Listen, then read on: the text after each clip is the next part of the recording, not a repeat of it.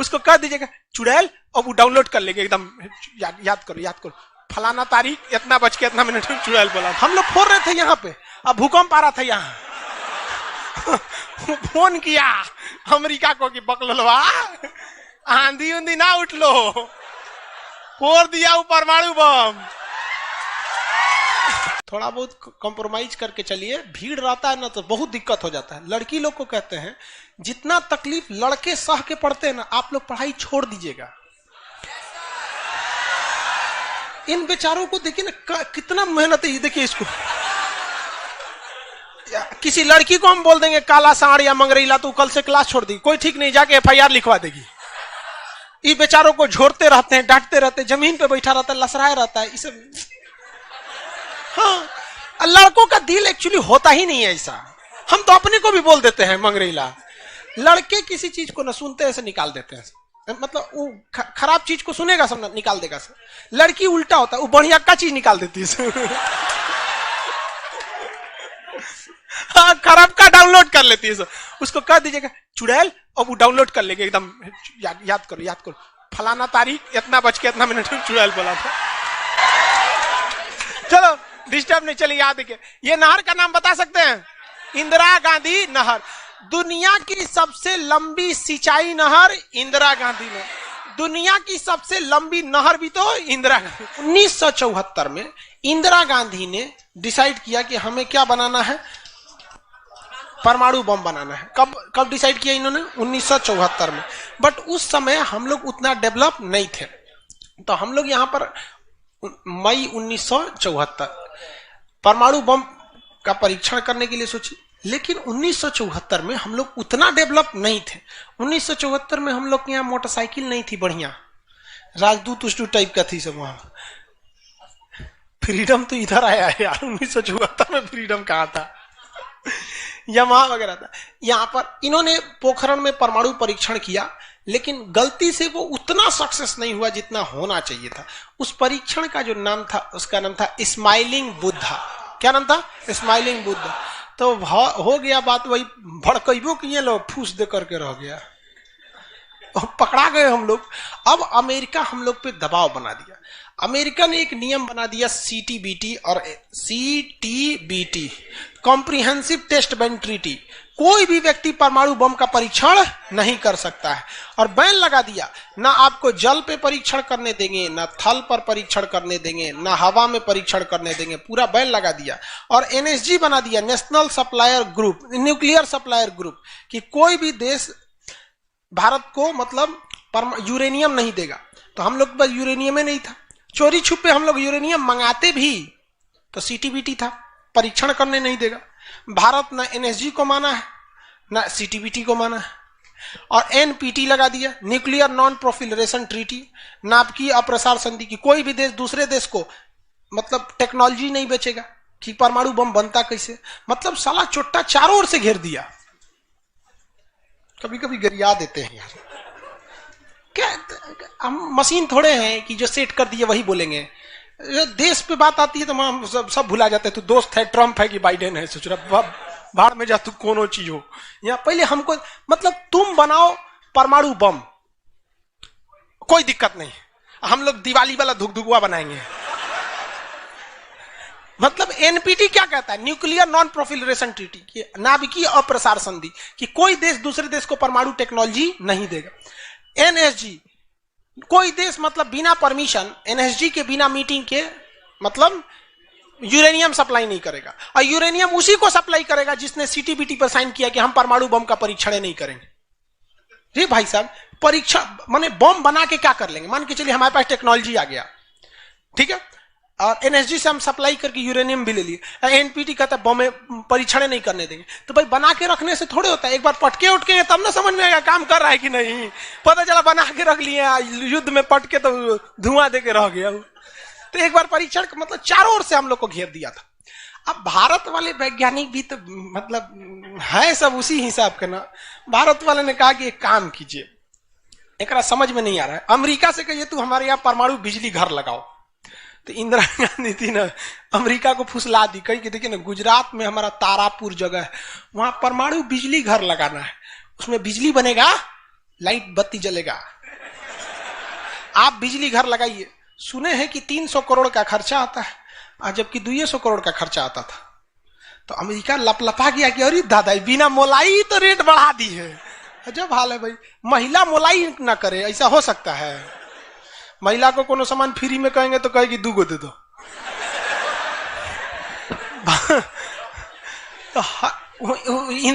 America ने सहयोग कर दिया, हाँ हाँ हम पूरा परमाणु बिजली घर बना देंगे, बिजली बनेगा आपके यहाँ, भुक भुक वाला लाइट जलेगा एकदम।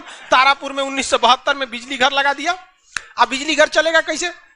इंदिरा गांधी का हमें यहाँ यूरेनियम नहीं है, एक काम कीजिए जो बिजली घर लगा है ना उखाड़ के ले जाइए, अपना ठेका कैंसिल का। अरे पगली कही के तो पैसा दे, तो पैसा कौन सी का, ये तू कौन सी तू बनी ले NSG कि हम यूरेनियम नहीं देंगे, का अच्छा तुमको दे देंगे, कोई दिक्कत नहीं। अब वो यूरेनियम लिया था हमें बिजली घर में भड़काने के लिए। अरे भैया तू ले आओ ना, हम लोग ने डिसाइड करेंगे इसको भड़काना किधर है। इधर आया 1972 में तारापुर में, उधर तैयारी चल रही थी 1974 में। हम लोग ने उसमें से निकाल के इसमें भड़का दिया। बाद में पता चला गलती हो गया, अमेरिका होशियार निकला, जो यूरेनियम बिजली घर में लगता है वो 20% इनरीच रहता है, अब परमाणु बम में 80% इनरीच चाहिए होता है। हमसे गलती हो गया ससुरा, जातो गया भातो ना मिला, भड़काइयो दिए बदनामो हो गए लोग, सब सतर्क हो गया, सब हरक गया, सब देहात में बोला जाता है ना, हरक गया सब। ले भाई हम लोग को पता नहीं था, जो हम लोग कच्चे मसाला पे भड़का दिए थे लोग। अब क्या हो, इस सब 75 को नियम लगा दिया, हम लोग को कोई देता ही नहीं था। तो बस अब भारत में वैज्ञानिक, इंदिरा गांधी ने प्रोग्राम को कैंसिल नहीं किया, कहा कि बनाइए। अब भारत में धीरे धीरे आगे गए, एक से एक वैज्ञानिक मिल गए सब। उसमें एक चिदम्बरम थे, बहुत मशहूर वैज्ञानिक, और उसके बाद मिल गए हमारे APJ अब्दुल कलाम, सोने पे सुहागा। इन्होंने परमाणु बम बनाने की पूरी तैयारी कर ली। अब तब तक लेकिन कोई भी प्रधानमंत्री डरे उन लोग को खुली छूटे नहीं देता था कि परमाणु भड़काइए, क्योंकि अगर फूस हो गया, देखिए भड़क के सक्सेस हो गया तो किसी के बाप की औकात नहीं फिर कुछ बोले। भड़का दीजिए उसको, उसके बाद कौन सी बोलता है, ले आओ रे ले आओ, तो कौन सी है नहीं। लेकिन अगर भड़काए और फूस कर गया तब तो पिटा जाएंगे। जापान पर परमाणु बम मार दिया था अमेरिका, जापान चुपचाप देख लिया था। जापान के पास परमाणु बम रहता ना, अरे बाप रे बाप, उनको तो दिखाया रहता, जापान मारा रहता ना जिसका कोई हद नहीं। मजबूरी हो गई थी, तो भारत के सामने यही रास्ता था कि भैया अगर भड़का दिए और अगर सक्सेस नहीं हुआ तो इस बार माफी मिलने वाला नहीं है, क्योंकि 1974 में एक बार माफ कर दिया था। लेकिन अटल बिहारी वाजपेयी का जब नेतृत्व आया प्रधानमंत्री का, तो अटल बिहारी वाजपेयी ने कह दिया था भैया कुछ भी हो जाए, कुछ भी हो जाए, हमारा देश रहना चाहिए।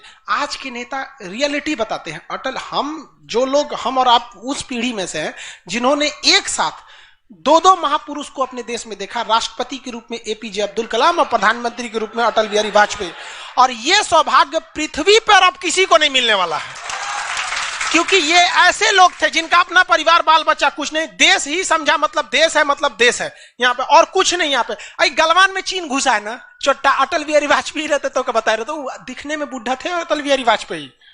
यहाँ पे बड़े बड़े जवान लोग का छक्का छुड़ा देते थे बॉर्डर पे। उन्होंने खुला छूट दिया APJ अब्दुल कलाम को, कहा कि आपको हमारे परमिशन की जरूरत ही नहीं है, आपको जो करना है करिए, हमको नहीं, हमको बस परमाणु बम चाहिए, हमारी सरकार रहे चाहे सरकार गिर जाए। और रियलिटी में है, भारत में अटल बिहारी वाजपेयी अगर परमाणु परीक्षण न करते तो भारत पर अमेरिका सैंक्शन नहीं लगाया रहता और अटल बिहारी वाजपेयी की सरकार नहीं गिर जाती। लेकिन अगर वो अपनी सरकार को सोचते तो कोई भी शिक्षक मंच पर खड़ा होकर किसी प्रधानमंत्री का खुलेआम तारीफ नहीं कर सकता, वरना कितने प्रधानमंत्री आए, कितने गए, किसी के लिए शब्द नहीं निकलता है। तो इतिहास हमेशा याद रखिएगा, आपको न्यौछावर करना पड़ेगा। यहाँ पर ऐसे चमचागिरी करने से किसी का नाम लेता आदमी, लेकिन विरोधी भी जिनका नाम लेते हैं ऐसे महापुरुष थे अटल बिहारी वाजपेयी, APJ अब्दुल कलाम। कोई है जो गिरियाएगा?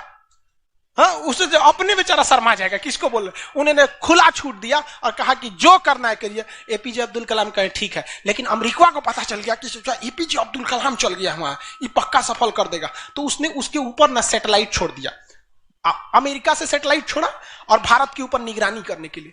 अब यही गलती कर दिया अमेरिका ससुरा।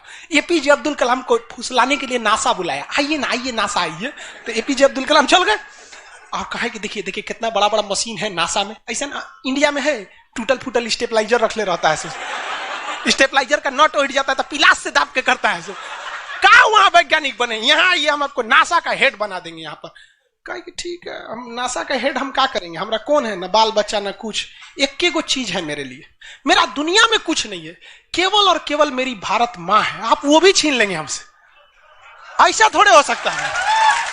उन्होंने कहा नहीं, और यहीं से थोड़ा उससे गलती हो गया। वहीं पर उन्होंने देख लिया था कि अमेरिका ने भारत के ऊपर क्या लगा रखा है, सैटेलाइट मॉनिटरिंग के लिए, और वहां पे उसने अमेरिका की सबसे बड़ी गलती हो गई। यहां आने के बाद उन्होंने बता दिया, देख भैया हम जो काम कर रहे हैं ना, सारा अमेरिका क्या कर रहा है, सैटेलाइट से देख रहा है। तो सब वैज्ञानिक का असर ले, भड़काने से पहले तैयारी करना पड़ता है 1.5-2 महीना की, अब क्या किया जाए। तो कहे कि देखो भाई, इस अमेरिका की जो सैटेलाइट जाता है ना, दोबारा घूम के आने में ना लगभग 1-1.5 घंटा का गैप हो जाता है, इसी बीच में जो करना है करो। कहा कि 1.5 घंटा में कौन सी करेंगे। तो अटल बिहारी वाजपेयी ने खुला छूट दिया था किसको, एपीजे अब्दुल कलाम। एपीजे अब्दुल कलाम ने कह दिया ना कि एक काम कीजिए, ऐलान कर दीजिए कि यहां मिलिट्री एक्सरसाइज होने जा रहा है, सेना यहां युद्ध अभ्यास करेगी, कैसे युद्ध लिया जाता है, एकदम ओरिजिनल युद्ध का मैदान। अब युद्ध में कहीं घर बन रहा है तो कोई पूछ रहा है काहे लिए बन रहा है, तो इसी पे जब बम मार के प्रैक्टिस करेंगे। घर नहीं बन रहा था, वो इसलिए बन रहा था कि परमाणु बम कितना खतरनाक होगा। लोगों को लगा कि फौज इस पे मार के देखेगी कितना तबाही मचा रहा है। अरे भाई साहब बकलोल, वो तैयारी अब्दुल कलाम ने करवा रहे थे कि जब फोड़ेंगे तो देखेंगे कि घरवा उधिया रहा है कि नहीं। तो लोगों को लगा हम मिलिट्री एक्सरसाइज कर रही है, सब चीज काम हो गया। लेकिन अमेरिका को कहीं ना कहीं भनक लग गया, क्योंकि हर घर में सतयुग से कलयुग तक साले विभीषण हर जगह मिलते हैं। भारत में कोनो जाके कह दिया वहां पर, तो भनक लग गया। तो अमेरिका ने उस सैटेलाइट की टाइमिंग घटा दी। अब जो घंटों का गैप रहता था वो चंद मिनटों का गैप रह गया, 20-20 मिनट का गैप रहता था। लेकिन इन लोगों ने अपना काम निपटा के रख दिया था। लेकिन समस्या ये थी ना कि सब चीज तो बन के रेडी हो गया, हर चीज रेडी हो गया, लेकिन अगर परमाणु बम फोड़े और फूस दे करके रह गया, समस्या यही थी। भड़क गया तो टेंशन ही नहीं था। तब क्या किया गया, सैटेलाइट हुआ तो रहेगा। तो अटल बिहारी वाजपेयी का पूरा छूट था, एपीजे अब्दुल कलाम को इनको टेंशन ही नहीं था। उन्होंने कह दिया अटल बिहारी वाजपेयी से कि काम करते हैं हम अब आ गया, हम मई में इसका बम फोड़ देंगे कोनो दिन में, 9 तारीख चाहे 11 तारीख कोनो दिन हम फोड़ देंगे। तो कहें कि भाई आपको जो करना है करिए ना, हमको मत बताइए, हमको बस परमाणु बम चाहिए, बाकी अमेरिका कौन सी करेगा हम देख लेंगे यहाँ पर। तो अटल बिहारी वाजपेयी से खुला छूट मिल गया। अब इन्होंने 9 मई 1998 डेट क्या कर दिया, डिसाइड कर 2 दिन किया था, एक 9 मई को भी, फिर 11 मई को। पहले 11 मई 1998 शक्ति 98 कोड नाम था। जैसे अमेरिका का सैटेलाइट गुजरा, पूरी तरह से कैलकुलेशन हो गया था कि कैसे कैसे होने वाला है। अमेरिका का सैटेलाइट जैसे गुजरा, तुरंत यहां पे भारत का परमाणु बम को ब्लास्ट किया गया। और जैसे ब्लास्ट हुआ तो जो मिलिट्री एक्सरसाइज कर रही थी उसको तो भेज दिया गया था 2 दिन पहले ही। जो बिल्डिंग बनाई थी वो खाली पड़ल था, धाए दे गायब हो गया बिल्डिंग, पूरा धुआं धुआं हो गया, पूरा भयानक। अब परमाणु बम क्या हो गया, लगभग सफल हो गया। वैज्ञानिकों को लग गया था सफल हो गया, लेकिन भाई अब ये फोड़े, अभी कैसे पता चल जाएगा सफल हो जाएगा। आप अंदाजे ना बता सकते कि भाई इतना तबाही एक अच्छा ही बम ला सकता है।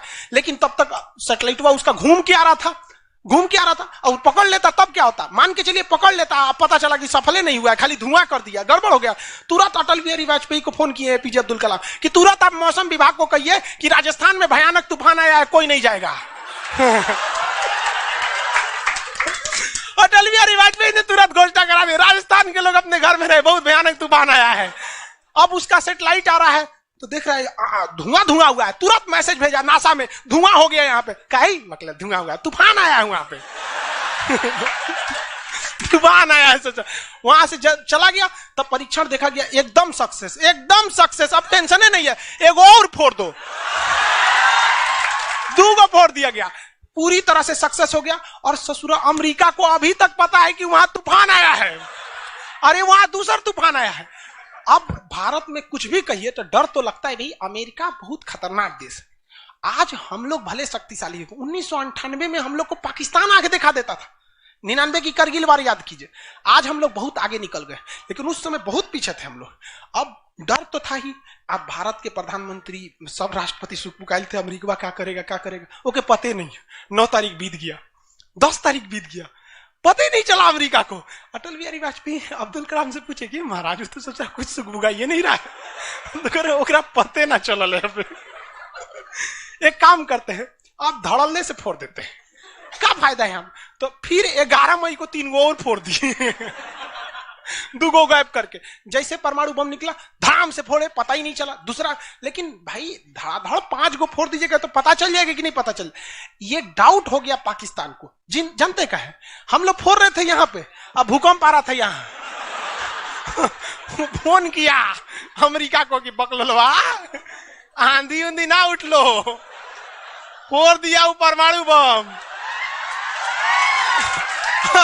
अमेरिका सोच रहा माथा फोड़ रहा है अपना, कह रहा है कि अब क्या करें हम। यहाँ पे नासा वालन को गरियाया, गिरे चोट्टा कहीं का, तू लोग को सैटेलाइट लगाओ, आई लगाओ। वहां पे कौन सी देख रहा था लोग वहां पे, कि हम तो बोलबे किए थे कि उधर दुका उठाया था, अपने ना बोल रहे थे कि आंधी उठल है वहां पे। अमेरिका आग बबूला हो गया और तुरंत अमेरिका का प्रतिक्रिया आया कि भारत को इसका बहुत भारी कीमत चुकानी पड़ेगी। तो भाई जिसकी कीमत भारी ना हो उसे चुकाने में मजा क्या है।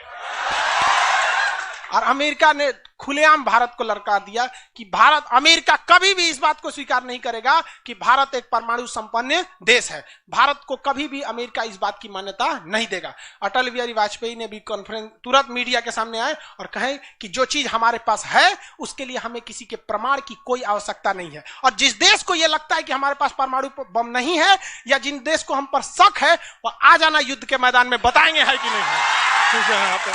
अब पूरी तरह तबाह हो गया। अब अमेरिका माथा पीटते रह गया। अमेरिका ने आदेश दिया अपनी सेना को कि तैयार रहो। अटल बिहारी वाजपेयी ने आदेश दिया अब्दुल कलाम को कि जो बम बनाए हैं ना, 2-4 को फोटोकॉपी उसका रेडी रखिए। फोटोकॉपी मतलब उसका बना के रेडी रखिए, क्योंकि सेना की लड़ाई में भाई आर्मी टू आर्मी बहुत दिक्कत हो जाएगा। एडवांस है वो बहुत। आज के वक्त में भी हमारा हथियार वहीं से खरीद के आता। भारत ने भी डिसाइड कर लिया कि जो होगा आपकी परमाणु बम से होगा। अमेरिका भी डर गया कि ना भाई इससे लड़ना अब ठीक नहीं है। पाकिस्तान वो बम बना के रख ले था, डरे नहीं फोड़ रहा था। 1 हफ्ता तक देखा कि भारत को क्या हो रहा है, देखा कि कुछ नहीं हुआ, इहो चुप पे फोड़ दिया। अमेरिका एकदम ककुआ गया, एकदम कह रे चट्टा कहीं का तू क्या फोड़ा रे। तो पाकिस्तान वहां झाड़ दिया अमेरिका को कि हमरे बोलेंगे कमजोर जान के, फोड़ले आपके आप बाई तो एकरा नहीं बोलेंगे। हम कमजोर हैं तो हमरा बोल देंगे। एक काम कीजिए, आप भारत को जो सजा दीजिएगा हम भी वही सजा काट लेंगे। सोचा हमरे पे खेल गया। हम ही लोग पे खेल गया पाकिस्तान। अब भाई अमेरिका टेंशन में आ गया। अमेरिका ने भारत पर एम्बार्गो और प्रतिबंध लगा दिया। जैसे अभी सऊदी अरब पे प्रतिबंध लगा दिया, कल के वीडियो में बताए थे, सऊदी अरब का डस्टबिन बना दिया वहां के। तो वहां पर अमेरिका ने भारत पर प्रतिबंध लगा दिया। कोई देश भारत से सामान नहीं खरीदेगा। जो जो चीज जरूरत की थी सब चीज पर बैन लगा दिया। भारत की अर्थव्यवस्था डूब गई, पाकिस्तान की भी अर्थव्यवस्था डूब गई, लेकिन भारत को बचा लिया भारत के 55 लाख कुशल कारीगर जो विदेशों में काम करते हैं। आप प्रतिबंध लगाइएगा भी तो पूरी दुनिया का कारखाने ठप हो जाएंगे, क्योंकि हर जगह भारत के वहां वर्कर काम करते हैं। और अमेरिका या सीबीएसई वाले जो वर्कर होते हैं वो स्पेशलिस्ट होते हैं। पेंट मारता है तो पेंटे मारेगा। भारत का मिस्त्री मल्टी टैलेंटेड होता है। पेंट मार रहा है उसको कोई काटी ठोक दो तो बिजली वाला काम कर दे, तो हाँ तार और घींच देते हैं। मल्टी टैलेंटेड होता है और काम भी बहुत ज्यादा करता है। काम हम जब 5 बजे कर देगा तो आदमी अच्छा बोरा नीचे उतार दो, तो ये सब बड़ी काम कर देता है। मेहनती होता है सर, कोई दिक्कत नहीं है उन सब में। खाना नहीं भी है तो कोई दिक्कत नहीं, निकालेगा तो कहीं नहीं है, चालू। तो पूरी दुनिया से भारत को पैसे आ रहे थे। पूरी दुनिया भारत में क्या, भारत के हजारों वर्कर लाखों काम कर रहे थे, भारत में पैसा आ रहा था। तो हमारी अर्थव्यवस्था पे उतना भयानक प्रभाव नहीं पड़ा, लेकिन पाकिस्तान की अर्थव्यवस्था तबाह हो गई। इसकी यहाँ के कोई वर्कर को ले भी नहीं जाता है। अरे चोटा कब मार करेगा कोई ठीक है नहीं है यहाँ पर। ये सब इतने बड़े बैल होते हैं सब पाकिस्तान वाला। अगर पाकिस्तान के एक मोहल्ला से 5 आदमी विदेश गया है ना, वहां अच्छा से हंसी खेती से ड्यूटी कर रहा है, अगर उसके परिवार में यहाँ झगड़ा होगा ना तो दोनों हुआ झगड़ा कर लेगा सर। तो अब्बा काहे मर लो हमरी खाला को, हुआ मार कर ले। उसकी अर्थव्यवस्था पूरी तरह से बर्बाद हो गई। अब पाकिस्तान के साथ अजीब सी दिक्कत था। अमेरिका अर्थव्यवस्था बर्बाद कर दिया, लेकिन पाकिस्तान भाई साहब हरामियों में नोबेल पुरस्कार मिलता तो हर साल यही लाता। इसने कहा कि एक काम करते हैं, अमेरिका ने हमको ऐसा बर्बाद किया है कि परमाणु बम होने के बावजूद हम तड़प के रह जा रहे हैं। हम भी अमेरिका को तड़पाएंगे। यह कहता है ना कि हम किसी से खरीद नहीं सकते हैं, व्यापार नहीं कर सकते। एक काम करते हैं, हम परमाणु बमें बेचते हैं। ससुरा उत्तरी कोरिया को बेच दिया। किंग जोम पगला को देखे, उसका टेक्नोलॉजी पाकिस्तान दिया है। सद्दाम हुसैन को, ईरान को, सबको बेचने लगा कि सारा थ्योरी ले आके देखता था कि देखिए ऐसे ऐसे परमाणु बम बनता है, लीजिए 20 करोड़ दीजिए जाइए। अब अगला हिसाब 1 महीना तो काटेगा आदमी, अगला हिसाब देखे। अमेरिका कर रहा है पाकिस्तान में चोट्टा क्या कर रहा है, क्या कर रहा है, मरे हम भूखे मरे, आप प्रतिबंध हटा दीजिए नहीं तो हम इसको फेसबुक पे डाल देंगे।